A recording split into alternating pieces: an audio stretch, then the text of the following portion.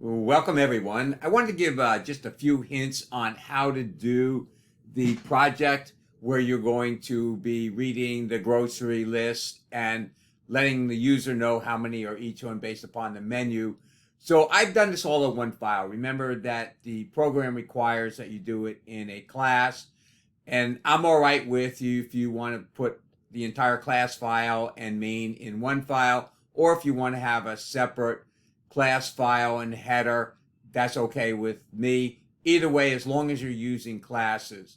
So I have a bunch of functions that I did, and I did a little bit more than necessary to do, but I want to just give you some hints on how to read the file and also how to make sure that you get accurate information. There's several ways to do it. I did it the longer way, but there's another way to do it, which I'll share with you.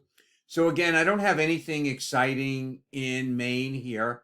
Now, this is a quick one that I've done here to help you out. So I haven't put in many comments or some of the things that I wanted. I just wanted to get this done ready to show you. My final version, of course, will put in all the comments and initializing things and whatever needs to be done. So again, I'm declaring my input and output file here, a string to read an item. And then what I wanted to do for myself is I always like to double check everything that I'm doing. So I have the number of items added and the number of items updated. So when I get done adding the two together, it should give me the total items that are in the list. If not, then I know something either didn't get read or got read twice. Whatever the situation is, this will help me do it. Then I created a map of string and integer, which to me is the easiest way to do it. If you recall, a map only allows one entry unless it's a multi-map. This is not a multi-map. So if we're doing apples and we add apples again, it's not going to check. So you'd have to update it. That's why you're going to use the count function, or there's another way to do it, which I'll show you how to do at the end. And then I have some just stuff, housekeeping in here. So what I'm doing here is opening up the file in a function. And basically what's happening is the file is either going to open or it's not going to open. So if the file's open, and I did it with a Boolean, you can do it where you return the file handle. So if the file does get open, it's going to be true. So it's going to return file open. Then I have, if not, I have exit error in file. And instead of returning 1, I'm returning exit failure, which is actually 1. But when a user looks at the code or another programmer looks at the code, you know that there's a dilemma in here when you have exit failure. So again, same thing with opening the output file here. And we have the exact same code in here. If it opens, fine. If not, we have to end the program. Now, these are functions that I've written pause and CLS. If you're using system pause and system CLS, it'll work just fine in the Windows. It will not work on a Mac. So here's how I did it. System pause is nothing more than a cin.get. So let's go to this here. And you can see it's whatever you want to put in here, like press any key to continue in here. And that's going to print here. And then the cin.get is fine. It's the same thing with the CLS. Notice I'm using escape sequences. And I like to flush the buffer just to be on the safe side. So I've got a cout that flush in here. So let's go and go up here. And notice I have a default press any key to continue for the pause. So if I just type in pause, it's going to type in press any key to continue. If I want to put something else, then I'll do pause and whatever string that I want. So going into main in here, you see we have press any key to read the file. And then we're clearing the screen. And this is just to break it up. Then I'm reading the input file. So let me show you how I did that. You may have heard my phone go off in the background. I tend to forget to put it on vibrate when I'm making videos. So today is no exception. So let's go into reading the file in here. And I'm going to hit F12. I'm using Visual Studio, which is my favorite. compiler. So I'm going to read the input file. So there's more than one way to do this. So again, what I'm doing here is I'm creating another map to store things in here. And notice I'm returning the map here. So you may have noticed that I have this pass, the input file passed by reference. That is necessary in order for you to move the read pointer in there in the file. So you want to make sure that you always do that. So I have some extra stuff in here that I put in when I'm developing that lets me error check and debug if I have a problem. So again, I'm just reading the entire file. So this is one way to get an entire line in here. So I'm reading a file, I'm reading it into item. Then I put reading the item so I can see what item I've actually read. So here what I'm doing is I'm checking to see if the item already exists. And there's a reason why I'm doing it. There's another way to do it, which I will address. So I'm doing it here. I'm checking to see if the item exists. If it does already exist in the list, I'm incrementing it.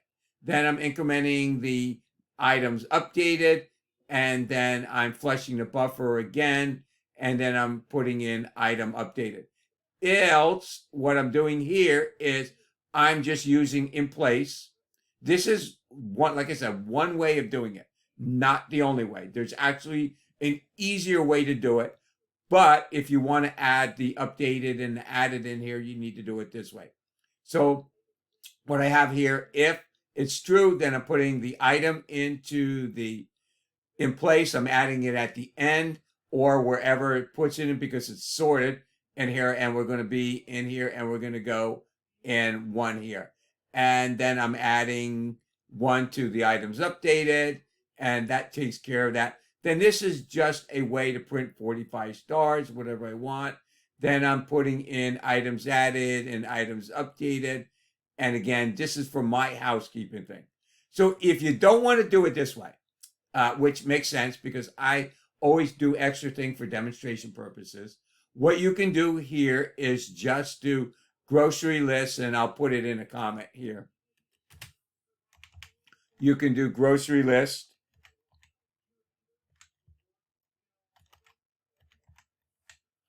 And then item. Plus plus. So what that'll do is whenever you encounter a new item, by default, it's going to initialize it to 0 in here. So we have a string and an integer.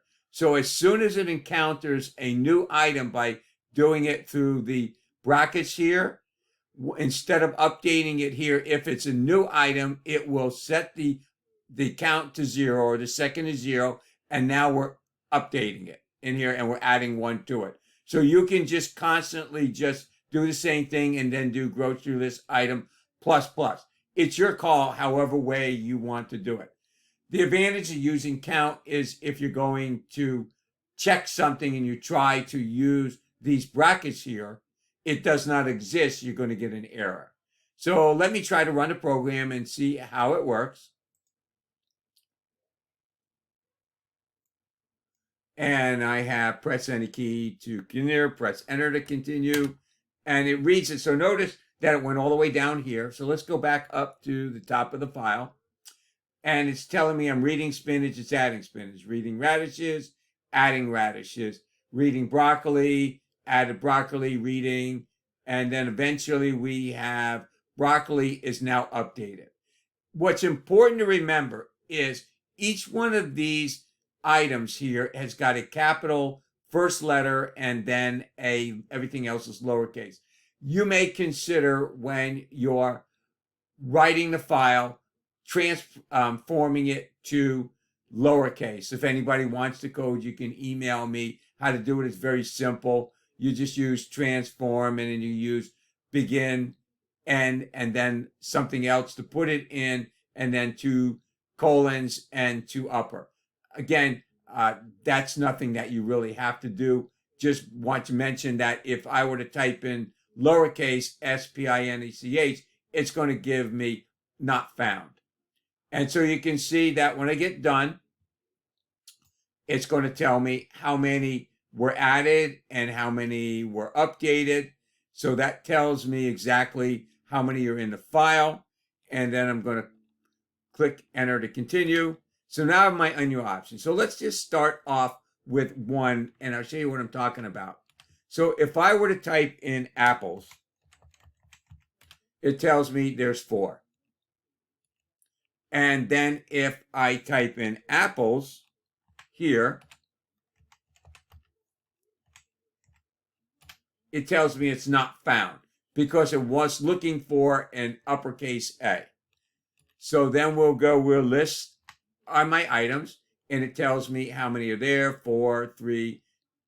And this is just a matter of using first and second. And then let's go and print the histogram. And that prints the histogram here. And then we're done here, and then we'll exit. So let's take a quick look at the other functions here.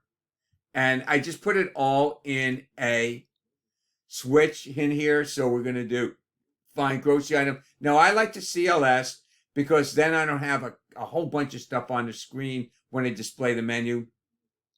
Going to list items. So let's go to find item real quick. And basically, again, this is for me. Here, I do a lot of different things, and you see something called peak comment out, and character 10 is actually the enter key in here. So I like to try to do different things in here. So we're doing entering an item. Notice we're not using cin, we're using getLine. And then it just checks to see if the count is there. If it's there, then it tells me at, or I could have done gross list and then use the brackets. So I try to do things differently for demonstration purposes. Either way is fine. But remember, if I were to try to do gross list at an item at an item that does not exist, it's going to error out. So be very careful on that. So list items again here. We just want to list the grocery list here because we need to do the first and the second in here. The first is the item name. The second is the count. We're just using the auto iterator. This is a very easy way to go through this. So you can choose whatever you want here for this. Groceries, doesn't really matter. Then this is the actual map in here. And then you're just doing the item dot first and the item. Now, where the first and second comes from is actually a structure in a map where the first item is obviously the key and the second item is the value. And then I have some housekeeping things in here.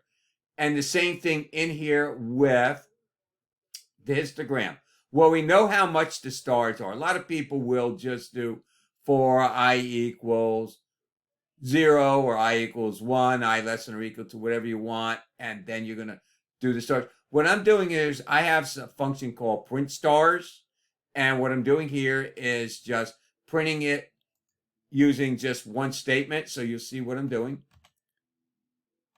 And as soon as I find print stars, which is probably above, so let's find print star. There it is. So I'm creating a string based on what's passed. So this is an easy way to choose the string stars. Is an easy way to create a string of, say, 45 stars. Whatever the second is will be here.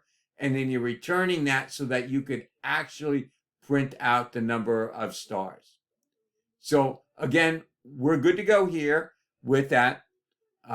Hopefully everything's fine. If you want the function to transform, please let me know. I'll be more than happy to do that. What I would recommend doing is transforming it as you're writing to the file, so it's all lowercase or all uppercase, either way. And then when you're getting the input to check, transform that to either uppercase or lowercase. It's done in basically one statement using transform. So with that, that's all I have. Let me know if you have any questions, and I'm looking forward to seeing your submissions. Have a wonderful day.